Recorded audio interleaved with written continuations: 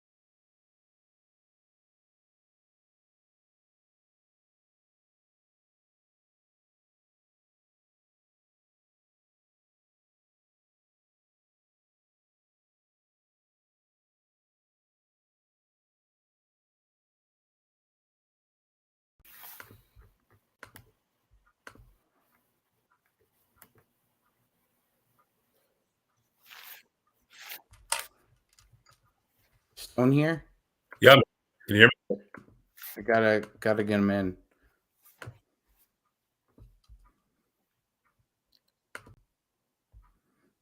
So, man, Hey, how's it I didn't going? fuck up. All right. Okay. Let's go. All right. So we're live, coming back to you with the Lakers fast break. What?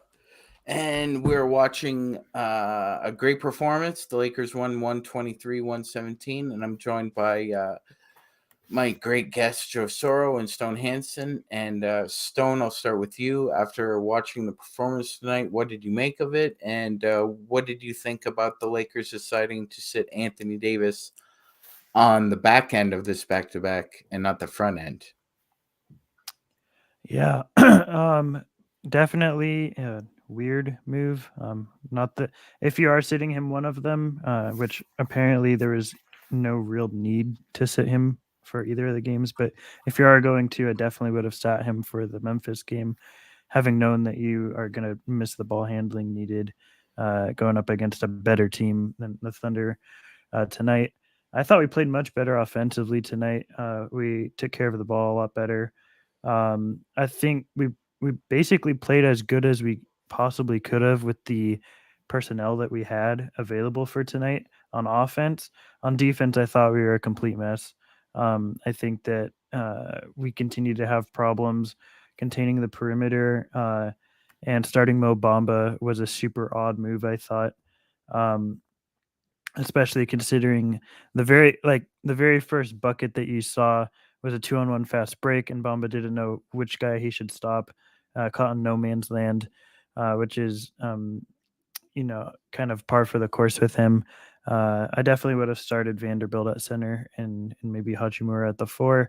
Um, and defensively, we were just like there's no possible rim protection available.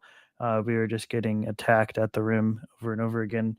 If it weren't for how good we played offensively, I think we definitely would have probably given this game up. But we did shoot extremely well, and we shot pretty well last night as well. So that's what really kept us in it. So for that, I am thankful, and I'm happy that we did win a very vital game.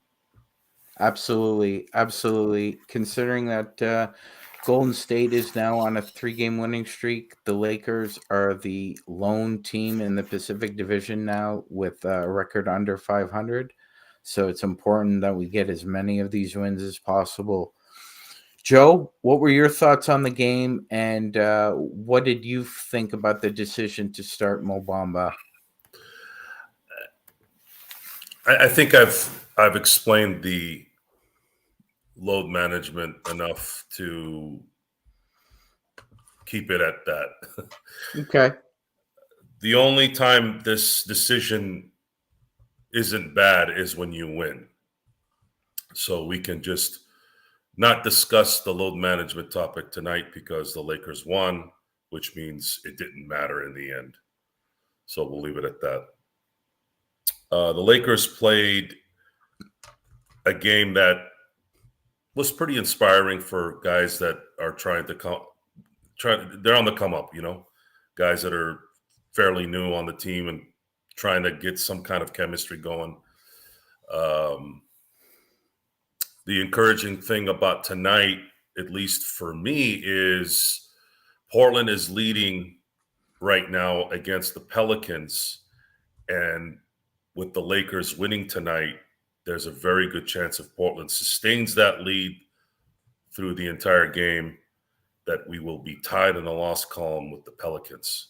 So while we've been talking about, well, let's get the 500 first, my 500 has been the Pelicans because that's kind of like the first thing that needs to go before I start thinking about the Lakers' positioning. The Lakers' positioning doesn't seem to be a priority for themselves. I know that's kind of harsh to say because they would probably come back and argue, you're a jerk. We are trying to do this. We're trying to preserve as much as we can here with all this. Yeah, okay. But it's a mentality that gets lost in that. There's a mentality that we've already seen get seared when you were on the come up, when you won 5 in a row, and then you decided to sit when you didn't have to against the best team in the league, record-wise at that time in the West. So it's hard to not be jaded in this situation on what to expect, which I reiterated before that I'm going to take every game by game. I don't want to predict anything. It's a waste of time. We obviously already saw it. We lose yesterday really not because AD played or didn't play. We lost yesterday because I mean, I guess you could say Dilo not playing was a big part of that, and I said that yesterday. But a lot of it also had to do with the fact that we had 26 turnovers. If we have 16 turnovers last night, we would have won that game. And it's hard to it's such a bipolar atmosphere. It's such a bipolar atmosphere with this team and this league. You can't be comfortable. I guess maybe the Milwaukee Bucks, maybe Denver. I think Boston Celtics. Maybe they're the only three teams that kind of have some consistency. If you could throw in the Sacramento Kings, considering they haven't made the playoffs in 17 years, maybe that's something where they're like, yeah, I'm enjoying this ride, right? So, but for us, it's just hard. We have to wait 20 more games to really see what we really want to see, which is we're not going to have to worry about these decisions in those games should we get in. The Lakers are not going to sit there and go, oh, no, should he play? No, these are playoff games. There's no back-to-backs in playoff games, so that obviously will play a factor in not having to worry about it. And at this point, I'm going to enjoy the win tonight. I thought the Rui had his best game as a Laker tonight. Schröder played through a turned ankle. Matter of fact, his turned ankle looked worse than even Dilo's. The fact that he came in and still played effectively, that was very nice to watch, to see. What was nice to see was the depth showed up tonight. The Lakers had 6 players in double figures.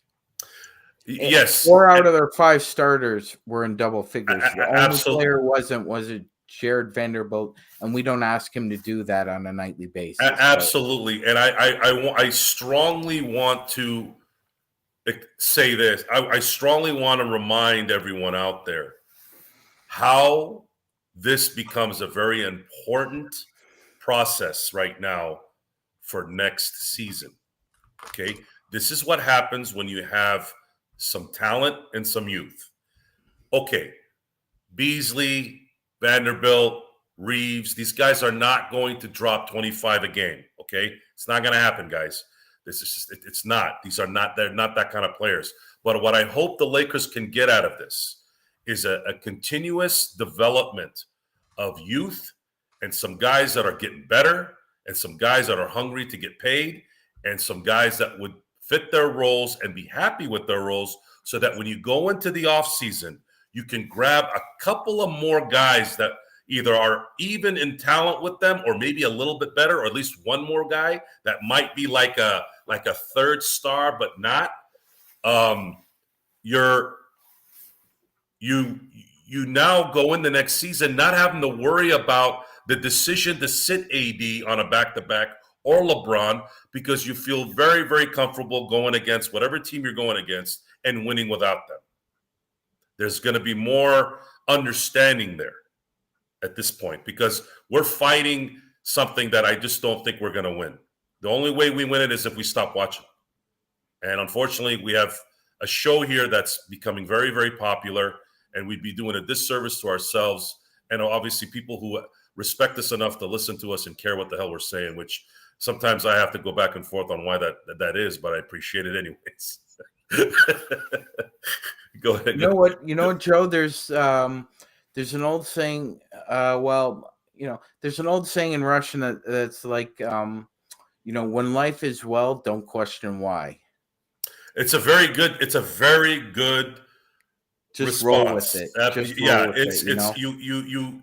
And I say that not because I'm insecure or not confident. It's because I put myself in their position. And one thing that I got from a few performers in the history of let's say entertainment, because this is considered entertainment, right? It's yes. No matter how you look at it, this is entertainment. Yes. So Liberace, the great pianist, probably the greatest performer of a piano, still to this day, at least in terms of showmanship, right? Mr. Right. Showman. That man adored his fans, and they adored him back. He was so concerned about not letting them down. And it's funny because I used Liberace to go to the next phase. Jordan wanted to play every game because he didn't want to let that kid down that's going to watch him, that's going to be at that one basketball game his whole life. And Kobe took that too and said the same thing. And Ant-Man said that this year as well. So it's nice that there's some remnants of that, right? The spirit's still there. The Correct. spirit's still there. So I'm going to end this because I'm kind of getting a little philosophical. Yeah, I want to get back to Stone here. Right. So we're trying to do that here, and that's why we're here. That's why we're going through all these headaches and phases because we want to be the therapist to our people here, at least. Absolutely. And so moving forward, Stone, I thought I'd go ahead and ask you this question. We're about 15 games into the Rui Hashimura experience. And so here are the numbers so far, Stone. 25 minutes a game, 10.5 points, 46% from the field, 5.5 rebounds. How do you feel about his performance so far? And given all the moves that we've made, amongst Laker fans right now, the talk is that probably the odd men out right now would probably be Mo Bamba and Rui in the offseason. But I wanted to get your thoughts on his performance so far and what you see him in anyway as future as a Laker. Yeah. I mean, tonight was probably the best Rui Hachimura defensive game I might have ever seen in his career. Like, he is generally just a terrible defender, but he was really good as a help side shot blocker tonight. Something you rarely see out of him. And unfortunately, that's just not something you could rely upon moving forward. Like, he's not shown it throughout his career over 4 years or so now. And it's just not a part of his game, really, even though he played well tonight. And, I commend him on that. It's just not something you could rely upon night in and night out. I think he serves his purpose as like a 10th man on most teams who can space the floor a little bit as a bigger guy. But when you pair the defense with a lot of passing issues, him and Lonnie, that's another thing that really bugs me with Darvin Ham is he does not stagger their minutes. Obviously, it's more difficult when you have 3 of your stars sitting out. But both those guys are just really bad passers. Not only do they not tend to pass a lot, but when they attempt to, a lot of times it gets picked off because they're passing out because they have to bail themselves out of a situation they got themselves in, rather than making plays for other guys that is drawn up or be secondary or tertiary initiators. That's just not really a part of their game, and having 2 of those guys doesn't really make a lot of sense to me. I think Rui is fine, but he's a very replaceable player. I think that he's not someone that needs to be like a part of the Lakers' future if he's costing you more than, like a mid-level exception. There's just other guys that can do what he does that are probably going to be cheaper than him in the offseason. So I'm not too worried about keeping him. The only thing that does make sense to me is if the NBA still values him at a level that's probably higher than what his production is, and you sign him to like a $6 or $7 million deal, that's a contract that you can now attach as a part of a bigger deal in order to get someone a little bit more valuable into the Lakers at the deadline or early in the season. Absolutely, 100%. Joe, would you echo Stone's sentiments, or do you have a different take? That makes a lot of sense. Yes, guys like Rui and Mo Bamba are replaceable if the price is too high. The guys I'm thinking about bringing back are likely the ones that we got for the Westbrook trade: Beasley, Vanderbilt, and D'Angelo Russell. Those are the guys that I think are going to be a priority. Rui would have to do something in the next 20 games to really put himself on another level. I don't know how that will play out. We've seen Rui play with LeBron and AD. His game isn't significantly better or worse either way. Mo Bamba has what I think is a confidence issue. Okay. When you see someone that doesn't have a motor, typically it's a confident thing. But when you look at someone like Beasley, you look at someone like D'Angelo Russell, especially Beasley, those guys are going to benefit playing with 2 guys like AD and LeBron, and their games are going to be even more scary. Beasley's going to have open shots, especially if LeBron can play on a consistent basis, which part of that is going to be having a Beasley and a D'Angelo Russell. And then Vanderbilt's going to be one of those guys that we don't know his ceiling yet. We don't know what he's going to turn into yet. We do know he has amazing anticipation skills. We know that he's got the ability to play good team basketball. He can't score really that well, which is fine. We have enough scorers on the team for that. But if he can be a starter, let's say, on this team and be the shutdown guy, that's a very valuable asset for this team, because now you don't have to worry about LeBron or AD taking up all of that side of the court as well. You can let LeBron rest a little on offense and obviously leave him to rest a little bit on defense. However, with this, the Lakers do need to bring in a big that can mesh with AD. I don't know who that is yet. I don't know who's going to be available for that. That, I would say, would be the main priority after you take care of your in-house guys. That would be probably a very important part of helping AD not have to play Ed Reed defense next year, which zaps a lot of his energy there as well. So let's talk about that for a second, because Vanderbilt is under contract for next year. At least we have that. Malik One of the Beasley, best value contracts too in the league. yeah, absolutely, Stone, absolutely. And so if I was Rob Pelinka, obviously we're not, but I mean, three smart people here, I'd be looking to see if Jared Vanderbilt's interested in an extension. That would be my number one goal. 2, do you qualify off Austin Reaves and risk putting him out there, or would you guys just offer him a straight up extension? What would you think is the best course of action there? Stone, I'll start with you. Yeah, I would definitely agree that I would offer an extension to Vanderbilt, and I would also offer an extension to Austin Reaves. I think Austin Reaves, his shooting has obviously come a long way. I think the closest thing we have to a point of attack defender at the moment, which is not saying much because the bar is pretty low, but he has that capability, I think, in him over time. If you can get Austin Reaves on like a 3-year, $12 million deal, I would do that. 100%. Vanderbilt, his defense to me is like an all defensive level type guy. And those guys are very tough to acquire and come around. And you can see the sort of energy that he brings to us. Like I would be willing to pay him, 18, 20 million a year over the course of 3 to 4 years. I think he's that valuable defensively to us. And that's a huge place that we tend to struggle in. So you need to maintain or retain the defensive help that you have. And I know you didn't ask about them real quick, but I just wanted to bring in like Beasley. I did touch on it a little bit last night. I think it's very important that we retain both him and Dilo. And Beasley has the team option, which is super valuable to have a team option in your contract for the team.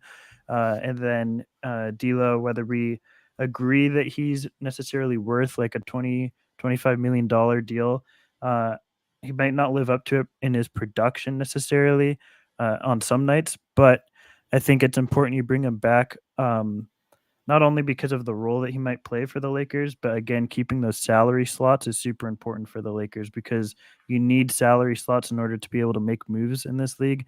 And if you're giving that away and start signing a bunch of minimum guys again, it's extremely difficult to improve the team. So for that alone, I think just keeping the salary slots is super important.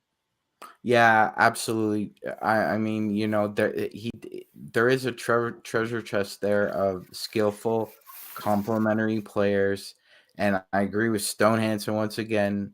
If you bring back those 4 core guys, Reaves, Vanderbilt, Dilo, Beasley, I think you got something there. You're starting to cook with peanut oil. You probably still need to make a move or two to accentuate what you have, but there's definitely a lot to work with there. I would definitely put those like 4 guys as top priority. Stone, agree 100%. And welcome Gerald Glassford, the Podfather. I was watching the start from where I was picking up my wife from work, and it's funny. The first few seconds I see Sean start, then all of a sudden Sean disappeared, and I was just like, okay, I either could have a panic attack, and since she works in the hospital, I could easily go walk myself into the emergency room, or I could just shut my phone off and hope that everything is okay. And I'm so glad to see everything is okay. Sean, I've hit the wrong button on more than one occasion, so all is good, my friend. So all is Yeah, good. Jared, it almost felt like I was an alien, and I felt myself just flying out the back there, and somehow, some way, I was able to close the door, and Stone and Joe have been fantastic for me. So I've been very fortunate tonight. Absolutely. Joe, you have any comments? It seems like you're just Yeah, I'm going to answer some questions for the gang on the chat room. Some have mentioned, should we move away from Anthony Davis? That question can be right on both ends, but the reality is they're not moving away from him. So we probably should just not really think about it. They're not trading Anthony Davis in the summer. If they traded him, they're essentially going into rebuild mode, which they're not going to do that. As far as what Zangerstein said about what difference would it make if we got a big anyways, because Darvin Ham won't play that big because he's in love with 4-guard lineups.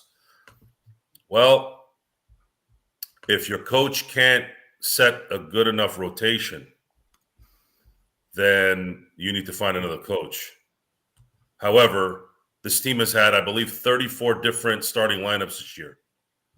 So he does have a little bit of an excuse on why he's stuck in really no man's land all the time.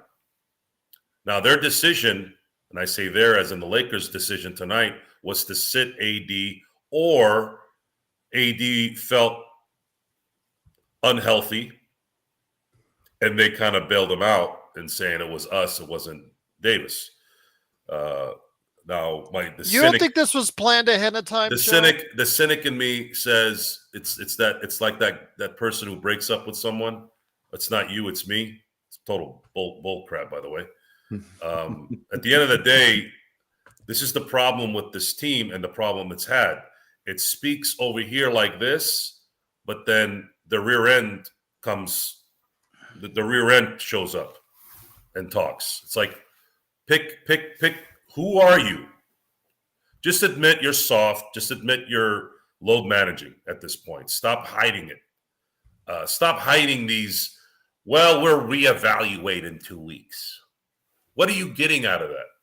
This isn't that you're not playing week to week, only 17 games throughout the year, where you're playing this gamesmanship with the next team. Okay, they're playing 82 freaking games a year. You're not hiding anything from anyone. We're in it every day, practically every other day. So I don't know what the hell their thinking process is there. How about we get a training staff that can protect our players' ankles for once? How about that? Can you not be secretive about that? Can we get to making that a public thing, please? But in the end here, a win makes us feel good tonight. We'll see what happens Friday. Looking at the box score right now for the NBA, the last time I checked, the Pelicans were down in Portland. They're up by 1. Okay, so they're up by 1 now?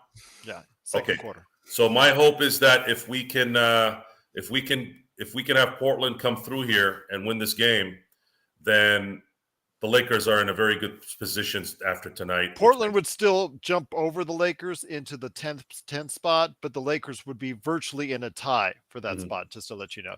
It's just based off of records. Can I ask you guys something? No, we touched on it on the playback, and I know, Sean, your answer on already. You can elaborate on the show, but Stone and Joe, I wanted to hear more. Okay, yes, we got away with the victory today without LeBron, AD, and Dilo.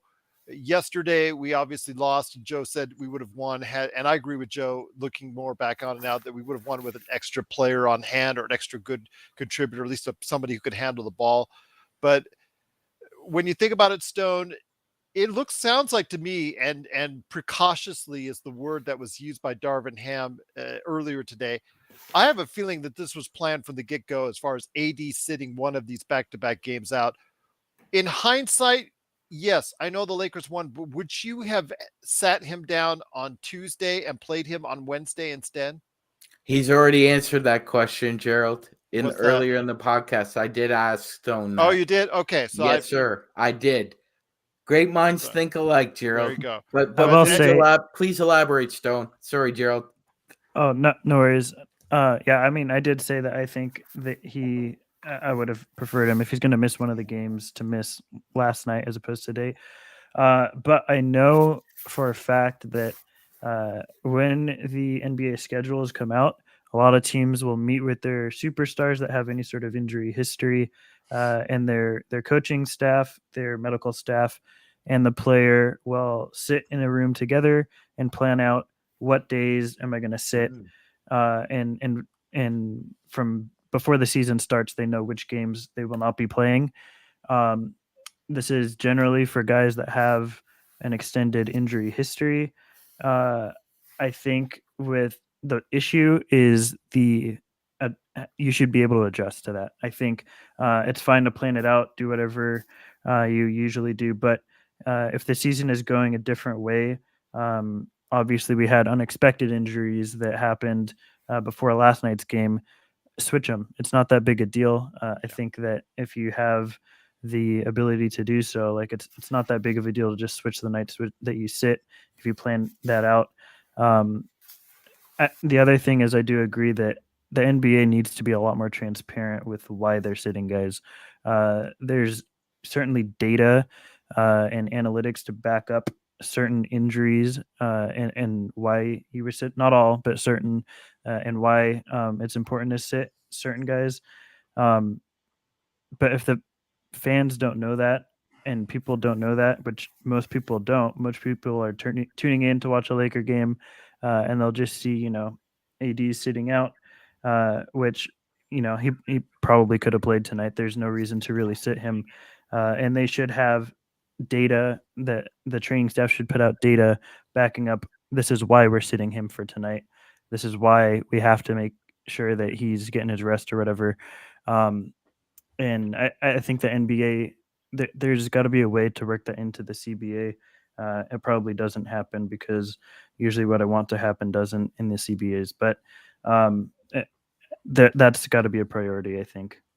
I agree with you. I think that's just something that they need to look at. But even the way Darvin Ham was speaking earlier today, you knew this was something that they had already set up previously beforehand. And just the word precautiously and just the way that it's like everybody knows. It's like the elephant in the room. We know, everybody knows he's not actually, if it was a playoff game, he would have been there. He would have been playing.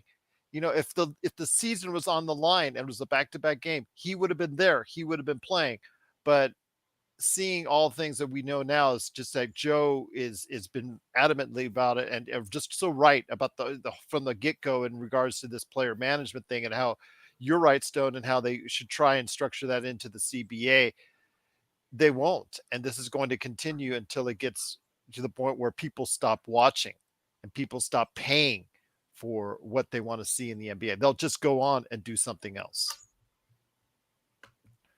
Yeah, 100%. 100% they will. There's no question about it. They're I'm not sure what the tipping point is here, though, because this is kind of an unprecedented situation as far as sports is concerned. This rarely happens in other sports on a continual basis as it does in the NBA. Not in soccer, not in football, not in baseball, not in hockey. So it's very unique to the NBA. That's one of, I think, the defense mechanisms that the PA can use, because there is data and there is science pointing to, overexertion can be detrimental to a large human being playing a physical game. And there's a lot of blunt force trauma in that physical game. And there's a lot of jumping and leaping and running and turning. And And yeah, but Joe also has a point that you know what, there's an old saying, right, Gerald? The customer's always right. Well, the customers right now are saying, okay, if there's a load management situation, we can deal with that because Stone eloquently stated that, you know, before the season, usually teams and a player with an injury history will map out basically through 82 games where there's a chance to sit or rest. I think the NBA will have to get to a point where, in the past, when the media asked them to release the injury report and specifically what particular injury the player sustained or has, that they'll also ask, okay, these players are on load management. Which games are they missing? Because that way certain fans can plan in advance for that. And ultimately, Gerald, I think that would be the only tipping point here that would stop them, that would prevent them from coming. If the NBA keeps fans and the media in the dark about when a particular superstar is or superstars plural resting, it can create, you know, a lot of resentment among the paying public and the media as well, especially your TV partners who pay a lot of money for those contracts, and they're going to be negotiating a new TV contract soon as well, and they're going to be saying, hey, you know, you want us to pay a lot of money for this. Well, we want to see the best that you have to offer. And that doesn't mean them missing 25% of the games. Juan Velasquez just was pointing out, because he's got tickets to the Lakers and Suns on the 22nd. My question is, let's say he goes to that game and AD doesn't play, and LeBron, of course, is not playing, and all that. You know, when you go and you pay full price for something and you don't get the full package out of it, you can ask for a discount. You could go to the management and ask for something to be taken off. Hey, can you take care of me on this or something like that? Maybe that's something that they should, you know, evaluate and look at. Okay, if the Lakers don't have X amount of stars on the court, maybe they should give a discount. Now, I know they will never do that, but maybe if something was like that was done, or the money was taken directly out of the players' pockets for missing these type of games for just load management reasons, maybe that's something they should consider. Which will never happen, of course. There's no reason for it to happen. It sounds like the salary cap is going to go up, which means the league is making money. Plus, Silver was the first commissioner to really champion the gambling part of sports. So it doesn't really matter. Gamblers don't give two craps about who the players are. And if they're going to dominate this business of sports even more, the fan becomes even more insignificant, because the fans today versus what they used to be are different, because people go to games right now not to really watch the game. They're there to watch themselves on the Jumbotron. They're there to take 50 pictures of themselves, putting oil on themselves, and then post it on Instagram to show who they are. They show that I went to a Laker game and I'm hot stuff. Now, that used to be only for the stars. The stars wanted to be out there showing people, hey, I'm at a Laker game, right? It was a marketing ploy. It was Dr. Buss saying, hey, if the stars are out there, the fans will come look at us, the stars, right? Now people think they're all stars, and they're just doing all this stuff, doing their little butter or duck butter, whatever the hell it is that they do with their lips, and posting it and showing what an amazing life they're living. And then they go back home and their rent is late for 2 months. So that's the world we live in. Those guys don't have any power, don't give two craps about the league or the quality of the game. They just want to take a picture of their rear ends as much as they can at the game. So that's where we're at. And then people like us who are complaining are watching this for 4 hours. Well, I spend at least 15 minutes every 3-4 months thinking about that specifically. You're a business partner. You have a business. You've entered into a business with 30 other men. There are 450 of you. You're in a business with 30 men in a club.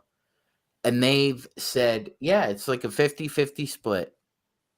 There's just no more incentive to want to work your ass off as much as you can and perform as hard as you can and be in front of the fans as much as you can with that much on the line. And I don't disagree with Joe. I think there's more of an emphasis on individuality. I mean, we see it a lot with performances on the court as well at times, but I just think there's more of individuality than there is a concept and the image of being a team, because there are 30 teams in this league and 450 guys, and Stone watches so much film about guys who just want to scratch and crawl and would and would slay a dragon to be in the position these guys are in.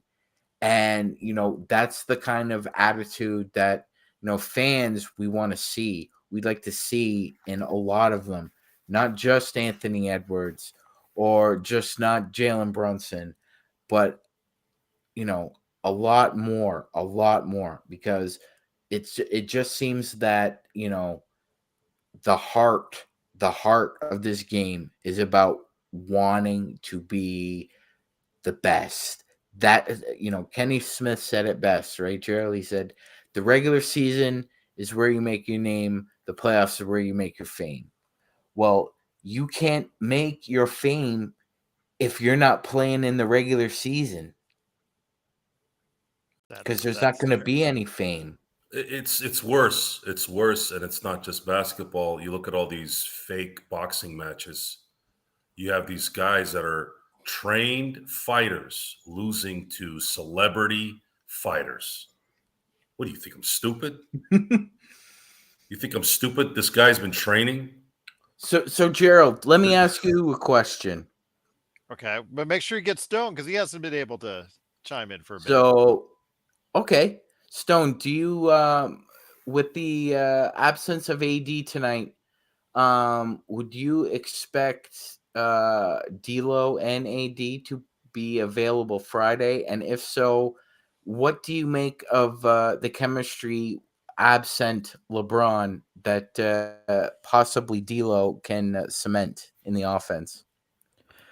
Yeah. I mean, I think AD will be back because it sounded like he could have played tonight. So I don't think that there's really any injury concerns. It sounds like the Lakers have been targeting to get Dilo back by the Wolves game. And I think that would be huge because obviously he knows the ins and outs of how that offense works. So getting both those guys in makes a big difference, and I think it makes us probably the favorites. I don't know the betting odds; I haven't looked, but I would assume we're the favorites if both of them are there. And yeah, I think that one of the biggest issues we've had is someone outside of Schroeder that can penetrate the paint in order to create plays and break down the defense. And Dilo's pretty much the only guy out other than LeBron that can do that. So getting him back would be very massive. We saw tonight the implications of not having Anthony Davis. I know a lot of people are frustrated with him, and I could sympathize because it is very frustrating when he doesn't play as many games as you would like. But the impact offensively, but more so defensively, is undeniable. This team is a whole different team defensively when he is on the court. He's the backbone of the defense. We saw tonight. Personally, I don't think Mo Bamba is an NBA caliber player.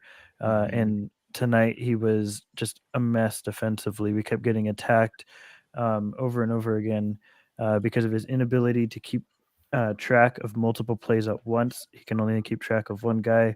And it really hurts us because as a rim protector, if you're only watching the guy with the ball, you're not watching backdoor cutters. You're not watching guys that can get past you in other ways. So, and that's what OKC thrives with. So super frustrating when you're starting Mo Bamba.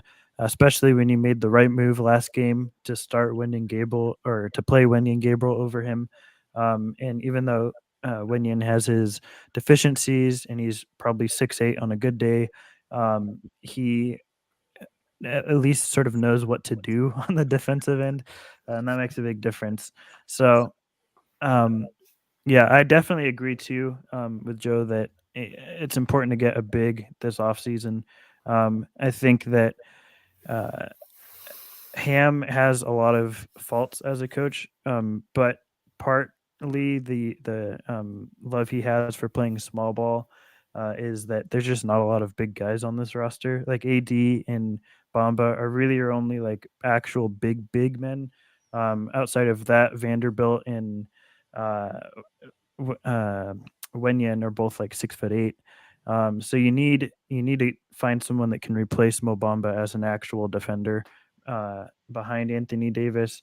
I think you're fine, honestly, if you have Vanderbilt and Anthony Davis as your 4-5 long term, but you need to make sure you get a backup center that is capable of actually defending so that we don't get targeted when Anthony Davis sits out and inevitably sits a lot of games throughout the season. So that should be pretty important. Yeah, that's all I have on that. I have a question for Stone. This is kind of like a black and white question.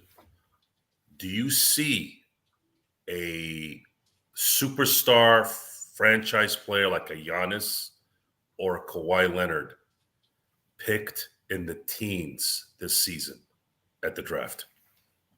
No, I do not. I can elaborate on that unless you guys have something else to talk about, which I'm No, fine. absolutely. In fact, Go I got for a- it, brother. Yeah, Gerald asked me to ask you that question, and I had been thinking about it, and I go, what am I going to ask Stone that's going to be relevant instead of who do you think's going after Scoot Henderson? That's I too wish, easy, right? I wish I had a different answer Because of the amount of talent coming out of this draft that's allegedly rivaling. Did I say that right? Yes. That's rivaling the 03 and 96 draft. What I wanted to know if there was a chance we might see a franchise great coming out of between the 10 and 20 location. If you had asked me this at the same time last year about this draft, I probably would have said there's a possibility. This draft, players that I had watched in high school going into this year, I had much higher hopes for. They have been a lot rawer than I think a lot of people in circles that I talk with initially expected. And it is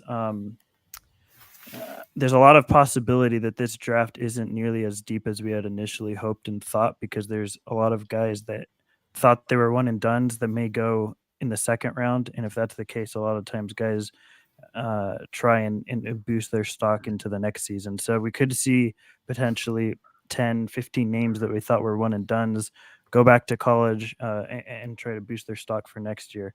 But that's not to say there's not good talent in the 10 to 20 range, because there's definitely guys that can be impactful and help us, just maybe not the amount of depth going into the second round or the strength of that 10 to 20 range that we might have hoped for at the beginning of the season. I got a So couple- go ahead, Joe. to put a button on this, sorry, Gerald, I'll make this quick. All good.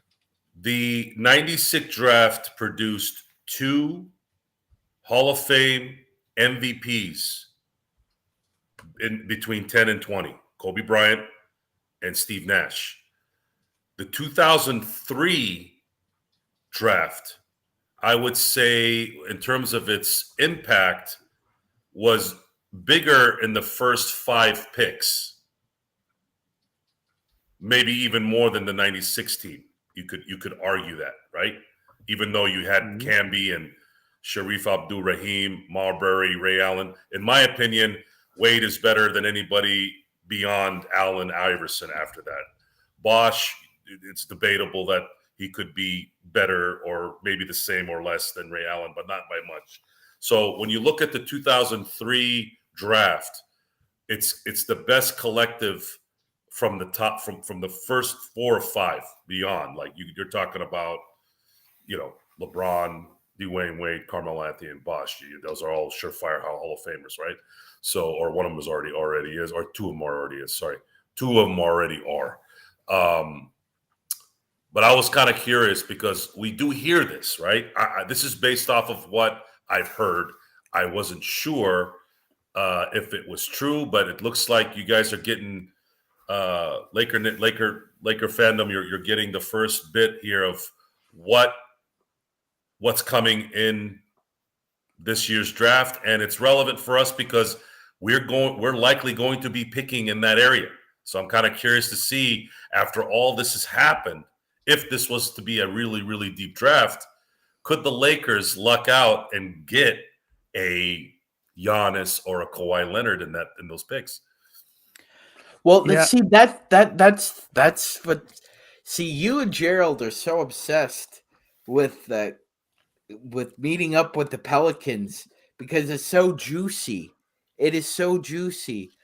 If they end up missing the playoffs and getting the number one pick, we know what they're going to do. They're not going to swap it. And they're down by 3 at the half, just to let you know. Even if the Lakers pick is advantageous, right? And there's a possibility, however remote it is, that New Orleans and the Lakers end up 1-2. That as remote as possible. Like, there's probably a better chance of an asteroid hitting us than that happening, right? But there's still. I'm gonna play the lottery if that's the case. Yeah. Well, like, you never know, Gerald. I'll remind you of the Derrick Rose. Frozen envelope will actually come into play then. Well, I mean, like, the Bulls weren't really looking to win the lottery, and somehow they ended up with Derrick Rose. So I mean, stranger things have happened in the lottery. All I'm saying is this: right now it's neck and neck. New Orleans was so confident when we were 2-10 that they were bound for the lottery and they were going to make the playoffs, right? And now it's starting to look like Nightmare on Elm Street for them once again, where no matter what happens, no matter whether it's Glenn Rice, Anthony Davis, Zion Williamson, something always ends up happening with this team where a star player ends up getting hurt and they suffer from it. There are certain guarantees in life, Gerald. They say death and taxes, right? Well, there are two more. The Toronto Maple Leafs losing in the first round of the NHL playoffs every year they're in it. And somehow the New Orleans Pelicans having a superstar that can't stay healthy. I've seen it my whole life with this franchise. I don't know what it is. They're cursed. They're cursed. That's the only thing I could think of. Well, I wanted to go ahead and touch on a couple things here. Once again, it's the Lakers Fast Break. Thanks so much, everybody, for joining us. MagicMan is killing it as the host. Stone Hansen here from the Upside Swings podcast. Go ahead and check it out today if you want to become or are an NBA draft aficionado or want to learn more about the NBA draft. Check out Stone's great podcasts with the three guys that are there. Go ahead and check it out today, the Upside Swings podcast. Joe Soro from SimPleAids.com is also here. And, of course, Ox1947 on LakersBall.com. The Lakers do win. Great win, great victory without LeBron, without a cautionary AD, and without Dilo, 123-117. The Lakers are now 30-33. Right as of right now, they're in 11th place, a half game out. But then again, the Pelicans and Blazers are playing right now, and it's early in the third quarter. Pelican. Blazers are leading by 4, but Stone, I've got 2 questions from the chat that I was noticing. First up by Richard, is there anyone in the second round as of now? I know it's early and all the projections are just starting now, but is there anyone that you think might be in the second round that can give the Lakers, the Lakers have done very well drafting in the second round as of recent times. Is there anyone like that in regards to what maybe potentially a good rotational player they can find in the second round? especially if it's rare that as Max Christie is kind of showing to put yourself into a role if you're a second rounder early on in your career and make like a significant impact for a team that's trying to compete and possibly contend. But if there are a couple of guys that I think may help shore up some of the needs that we do have. One guy I really like is Judah Mintz. I think he's a very good ball handler, somebody that can play make quite a bit. He has had his shooting woes, and that obviously is probably not as big of an issue now that we actually have some shooters on the team. But he is someone that can, on nights like tonight, maybe play a little bit more of a role and help handle the ball and play make a bit. Another guy I really like, and both of these guys, by the way, are two names that are questionable that may return that we thought might be one and dones. So I don't know for sure if they'll stay in the draft. But the other guy I would really like is Jordan Walsh. Somebody that I think had aspirations to be a one and done. Again, may not stick around in this draft, but is a really uber athletic 6'7", 6'8" wing who is absolutely a menace defensively, can knock guys down on the perimeter. I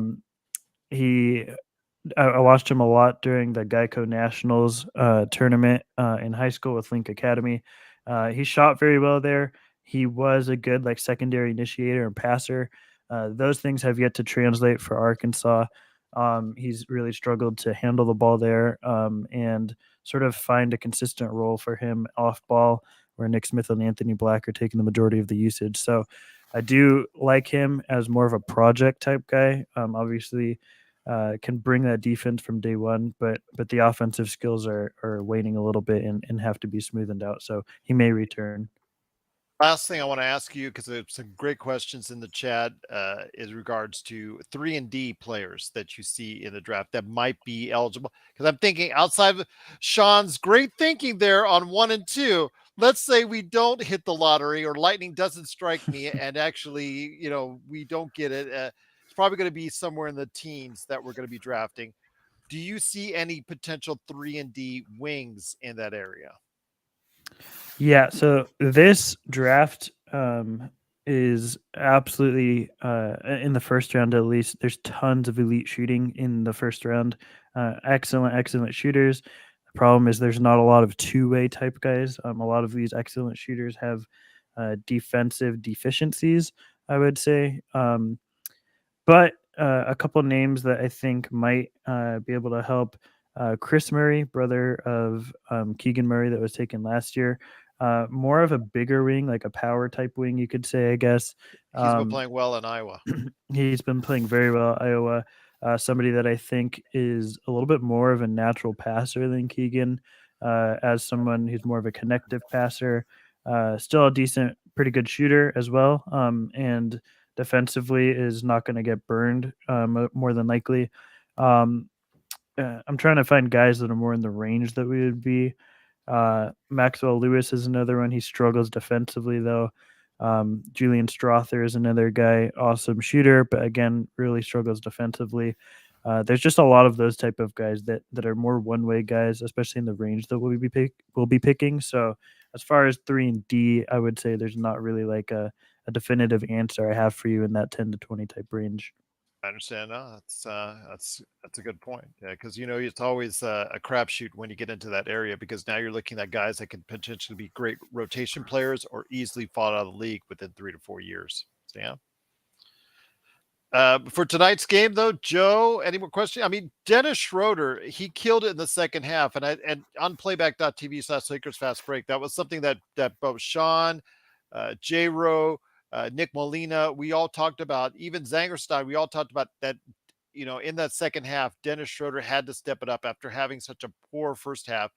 Were you happy with the way he played, and hopefully he could translate this into consistent play going forward as eventually a backup to Dilo?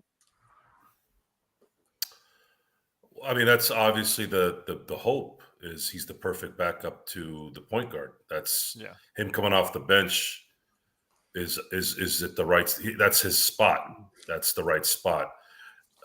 Austin Reaves, as talented as he's becoming, his benefit would be to come off the bench and be a 6 man of the year type. Starter, yeah, he can be a starter. His skills are there, but we need more Vanderbilts and Beasleys in those positions because those guys do something that Austin's never going to be able to really do. They have lateral speed, lateral coverage that's God-given athleticism that is important on a title team with a player like LeBron and AD and D'Angelo Russell. I don't think we realize how skilled athletically a lot of these players are and how important that athleticism is, especially in this current culture of the NBA. How to close on a three-point guy, how to get down the court real quick. Those things are amazing. The reason why Rui is such an appealing player is he's built like a freaking brick house, and he can actually sort of move. The problem is, and it's kind of similar to some degree with Mo Bamba, is they have these amazing physical attributes and they're physical specimens. The problem is they don't know how to use it, whether it's in their head or whether their hands and their head don't connect the right way. There's no consistency there, and it's not game in and game out. Now, they have value in spots, but unfortunately, we have enough of those guys right now in important spots. We can't just have everybody like that. We need now, let's say, a veteran type player that can come in and be a microwave, type player where he can get you 15 points a game, and that's what he does. Or you have someone back there like a JaVale McGee. Yes, JaVale McGee wasn't the greatest center of all time, but man, that guy, every game during the 2020 season, he'd get a couple of alley-oops, and he'd just be a problem when anyone got to the hoop. He just was a problem because he's too big, he's too long, and he knew his role. So those are the type of guys that I'm hoping the Lakers can bring in. And then the extra young youth guys go into the next season knowing that you guys are going to have to pick up the slack a little bit more, especially when load management happens, because that's the way we are now. Yes. It's the way we are. There is really quick two guys that I think would really, really benefit the Lakers in free agency that I'm hoping we target. I'm assuming Kyrie remains in Dallas. So I'm sort of taking him off the board, but the two guys, because we will have cap space.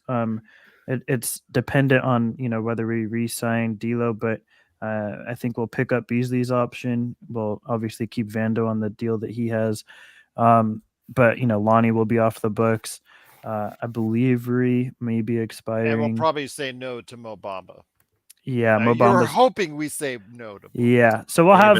Don't anger Laker Tom there, G. Come on. Man, I really hope Mo Bamba is not in the Lakers uniform I feel next bad season. that I ever got Laker Tom turned on to Mo Bamba. I totally had, because I see, he has promised Laker Tom, he can hit the three, blah blah blah, and he's like, oh really? Let me look into this. He started looking into this. He started liking it, but I'm like, I've learned, as you know, Stone. As I say all the time, the theory of Mo Bamba is better at Sean. Like I always say, the practice of Mo Bamba. So 100%, Gerald. You kind of nailed the analysis with the just his overall performance. My God, if I was 7'1" with a 7'10" reach, who could hit the three? Yeah, absolutely. Yeah.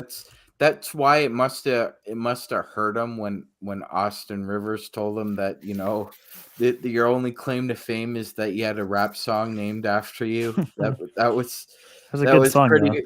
Yeah, that was. Come on, Austin. You didn't need to go there, brother. Like seriously, but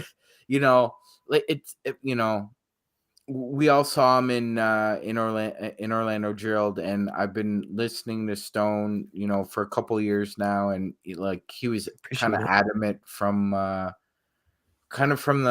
start that he's a project, and he's not just a project; he's a real project. He needs development skills that, goes for months Well, let me ask you this. I'm gonna nonstop. ask.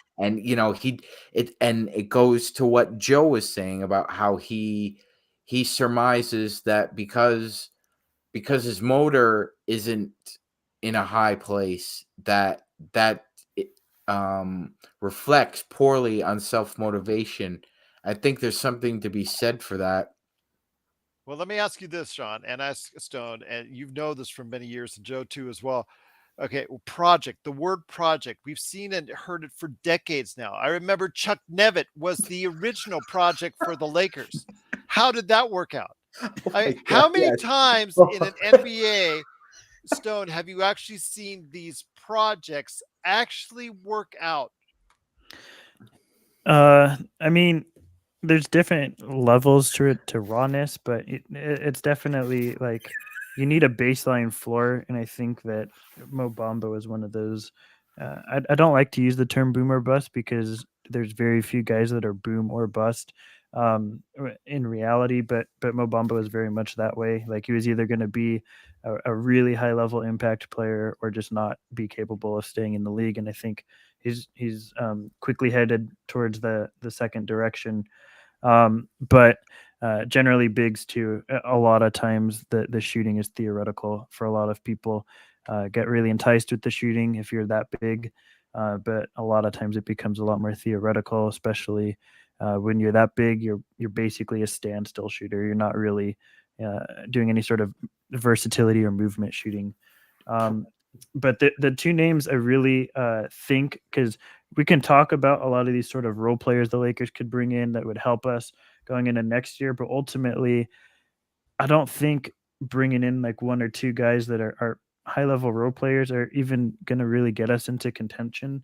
I think we need to take a bigger step, and we will have a level of flexibility. I think someone that could really, really help us would be Fred VanVleet. I know he's an unrestricted free agent, and getting someone that is super, uh, a really high level point of attack defender, and an awesome Do you think he shooter. still has a lot left in the tank? He is I would on the I would wrong side sign of him. 30. I would definitely sign him to a 2 or 3 year deal. I would avoid 4 year at any cost, and if it's a 3 year, I would try and get a He team probably is option. looking for a 5. But he's not going to get it. I don't think the Raptors are not going to be the team to give it to him. And generally, if you're not that team, a lot of teams will not be looking to give him that level of 5 year max type deal. But his teammate too, I think, could be a huge help, Gary Trent Jr. If Yeah, there's a cheaper absolutely. alternative, I think he's probably more than a role player. He's definitely like more of a high level role player, I guess you could say, or starter level. I think that he checks a lot of boxes for what the Lakers need in specific. I think for the Raptors, he's become more of like a chucker type, but in the Lakers, I think he's sort of what they need as this floor spacer, guy who can get his own shot, and again be a point of attack defender. So I think you need those types of guys that can help you with spacing and ball handling, but also defense, sort of all in one. And you sort of need that in one player, I think. And those, especially Van Fleet, would be sort of my first options if Kyrie's not around. And Gerald, in answer to your question, the best project probably over I would say the last 25, 26 I can years. tell you were putting thought into it. I can Yeah, see you. You're like, yeah, that's a hard question there. yeah. It was the one name that finally popped up was Jermaine O'Neal. In his first 4 seasons, he was buried on that bench. He didn't play because of Sheed. He didn't The play because Jailblazers. yes, That's a great name, and I didn't mention that when I was talking to Stone about a star franchise player in the teens. So looking back at the '96 draft, you That's a had good. Kobe. That's a good one though, Sean. You had Excellent. Kobe and Nash; those are the two, right? Then you had Jermaine O'Neal, at 17. like just like if those 4 seasons are different for his career, he's a Hall of Fame player, no doubt, no doubt. And he just didn't have. There was too much talent on that Portland team in the beginning of the 2000s. He didn't. They didn't. They didn't Yeah, have a chance. yeah, no. And then Zydrunas Ilgauskas was picked 20th. So you had legitimate starters, impact players, all-stars, Hall of Famers with Kobe Bryant at 13, Peja Stojakovic at 14, Steve Nash at 15, Jermaine O'Neal at 17, and Zydrunas Ilgauskas at 20. And then you had Tony Delk to throw in there, who scored 50 in a game at 16. I can honestly say that the 1996 draft was the greatest draft probably in sports history. That whole draft was just unreal how much talent came out of it. Yeah, I'll inevitably get things wrong in this draft, as I do with every draft, because there's no formula to it, and there's 100%. It's nothing's bulletproof in terms of what you can you've predict. been right on every But pick. You've been right on every. I wish I one could of say these that. You're more green than red, brother. That's for sure. You're more green than red. I'll tell you what. If you start to get right on everything, you're going to help the show get bigger. Yeah. Hopefully that's the case. But there's going to be someone taken past pick 20 that's going to exceed anybody's expectations. And for me, nobody really stands out at this point as that name. But inevitably, no Kesslers to you. That was a huge miss of mine. I knew on Walker. You liked Walker for sure. I was very low on him and stand corrected on that. So there's inevitably going to be guys that are outperforming expectations in this draft. For me, there's no clear-cut answer, but hopefully it winds up being whoever the Lakers take. So we'll see. We'll see indeed.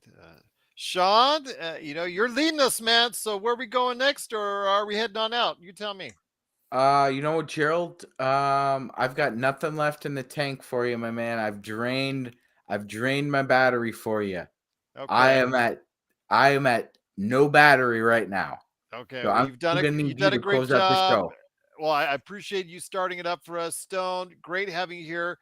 Before we give everybody the big shout out on why they need to check out your awesome podcast, I do want to mention that Thursday, I'm hoping that I can get the guys together for an NBA observations for what we were supposed to have on Monday, which was a conversation on the Wild West, and also if we will see somebody beat Kobe's and Wilt's scoring record. I would love to have a conversation, hear your thoughts on that, because we've seen a lot of 50, 60, and 70-point games in this modern NBA. So I want to hear your thoughts on that on an NBA observations tomorrow. If we can go ahead for an hour, I would really, really would love that. And then on Friday, I know Jamie keeps pestering me for a show on Friday. Maybe we could do that, but also as well, you got to remember Friday, the post game, and of course, what we're going to be on because Minnesota's going to be in town against the Lakers and going to be here for playback.tv/Lakers Fast Break. Join us there. But Friday morning, what's coming up, Magic? Yeah, you know what? We've got a game preview for our wonderful fans out there, Gerald, and I'm going to ask Joe Soro to be a guest again as we delve into dinner for breakfast. I'm going to bring some bacon this time. Or what about breakfast for dinner?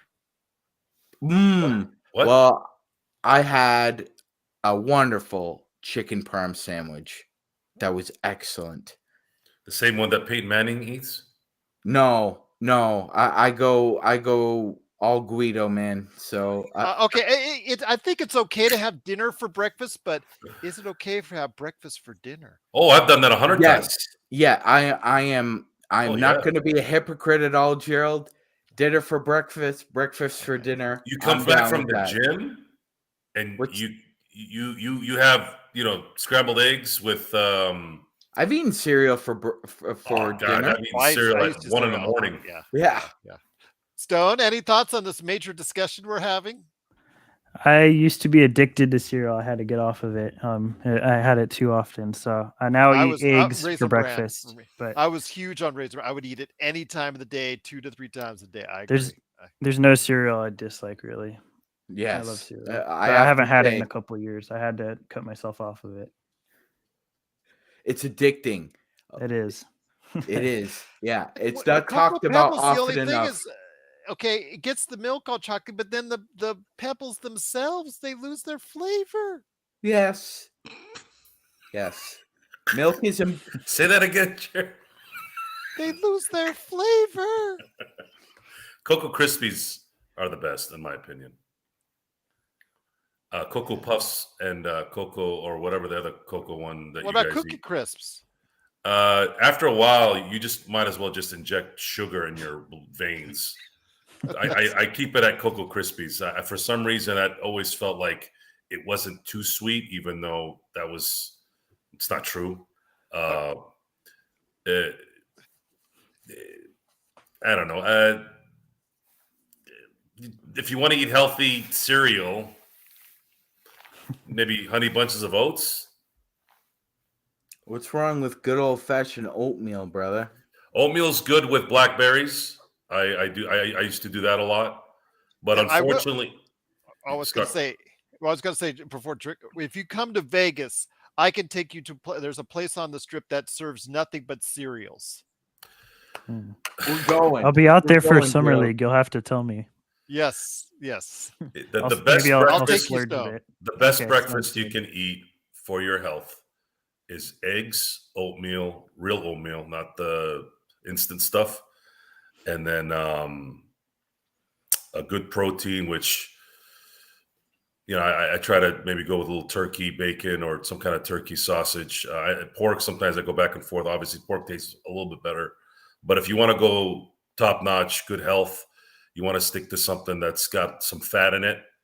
Eat a lot of fats in the morning. Avocado and egg yolk is the combination there with Cholula and salt is some of the best taste that you can have. So Yeah, at least your brain is eating something that tastes good and it's I've healthy. had avocado and eggs now for like 2 years, and I haven't gotten sick of it. It still tastes pretty good. It's so good. It's yeah. so good. And it's so good for you too. They've gone back and forth on whether yolk was a bad thing for you. It's not. It is. It's not. It is. It's like a constant back and forth. At the end of the day, what's bad for you is probably good for Gerald. What's good for you, what's good for Gerald might be bad for Sean. I don't know. Yeah. We're all different. Well, I'm a type 1 diabetic. Whatever is good for you guys is not good for me. Yeah, that's let's definitely simplify that. Yeah. We some of us are lucky enough to be like Ric Flair. Ric Flair has drank probably more alcohol than Hooters has served beer, right? So he no longer bleeds when he cuts himself. If he ever came back for a match, he would actually just drain out Jack Daniels, or Martini. He was. I watched this recent documentary, and he said he has no pain anywhere right now. His he is seriously. He is like the Bruce Matthews and the Clay Matthews. Has his current wife had their child yet? Because I know he was leaving the business for the child. I heard he was getting divorced.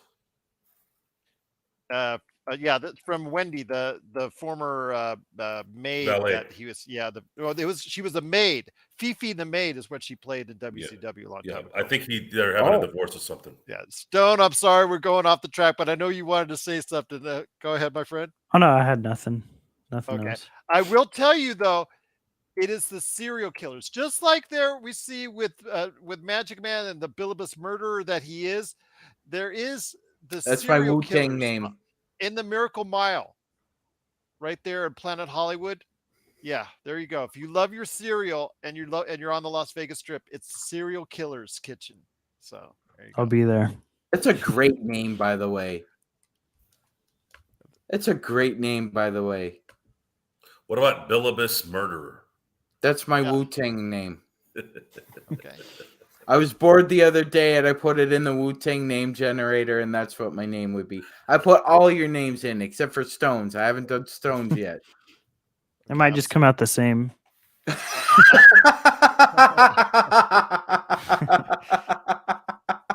there might be not big Gerald, of a we have our difference. short for the night. Please post that one by Stone Hansen.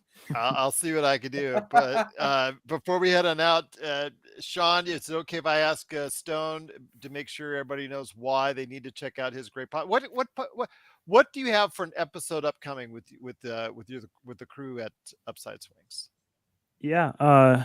Well, we just released today, actually. Basically a 3-hour podcast. If you want to break it into chunks, we also have timestamps of what prospects we talked about where. And we talked about all the elite wing shooters, or the first portion of the elite wing shooters. So Jet Howard, Grady Dick, Brandon Miller, and GG Jackson. We talked about all those guys. Just released that today, and we'll be recording another one tomorrow on some guards in this class. So that's what we have coming up, and what you can check out. And if you want to learn more about the draft, I'm constantly posting clips and just sort of thoughts on the draft in general and certain players. And I try and break down what I see in games through clips. Is the best way I can do that. So if you like that and want to support, you could follow me at report_court on Twitter. And that's pretty much where I share any work that I do. There you go. Report_court on Twitter. And then, of course, the Upside Swings NBA Draft podcast, wherever you get your podcasts. Richard, yes, MagicMan has a show too. It will be Friday morning, 7:30 a.m. Pacific time, 10:30 your time. Is that correct? Yes, sir. We're going live around the same time, so it'll be 10:30 my time, 7:30 on the West Coast. All right. Well, get that coffee ready, everyone, for MagicMan in the morning. Mercenary. Yes. Mm-hmm. Okay, so what did mine say? I'm waiting. Wandering foot bearer. Oh my dear Lord. All right, send us home, my friend. I think on that note, you got to perfect name for Gerald. Well, ladies and gentlemen, you are the best Lakers crew out there on planet Earth, on the internet right now. You guys make us. You give me the fuel I need in the morning, because when I wake up and it's game day, I'm prepping for you guys, because we need to deliver the goods for you. Because when they lose, people tend to want to vent, and I want you to be able to come to this place and vent with us and chill. And when we win, we celebrate together. We can always sell together, and we can always lose together. And you've been the greatest audience we could ask for. We're closing in on some squad goals we have. 500, we're almost there. We're almost there. But this is, as much as it is a numbers game, I think Stone, Gerald, Joe, you would agree, it's a grind game too. It's just about being available for your audience as much as possible. And we want to thank you guys. And with that note, we'll say goodnight from Lakers Fast Break. See y'all Friday.